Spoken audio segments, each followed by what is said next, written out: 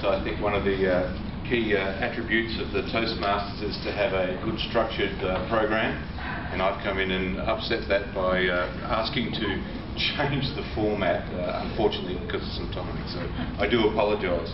I also took some very carefully considered notes from the evaluators about making sure my shirt was tucked in,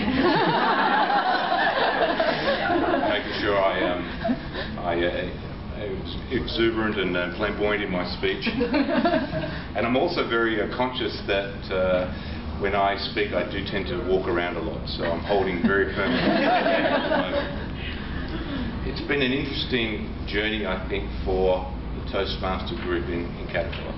And I remember coming to one of the first meetings when I got here, January I guess it was, and watching some very, very nervous people stand up and make speeches to their colleagues and peers.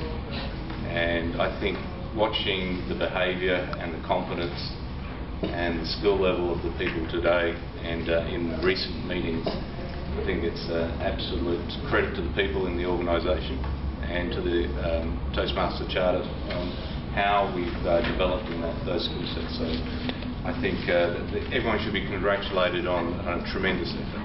So please put your hands together for yourself.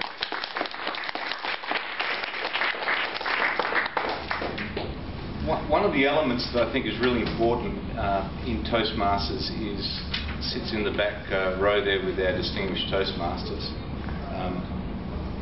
To develop yourself and to become better at what you do, I think it's incredibly important to look outside and look at other people and get inputs from as many places as you can to develop yourselves. And all of us do that. And so I think it's very, very important, incredibly generous of the people's time from our guests that have come here and help us and continue to help us in that development. And I'd particularly like to also thank one other person that's really helped found this charter and so forth, and that would be Milton, who was one of the co-founders of the Toastmaster chapter here. So thank you, Milton, for your great efforts. And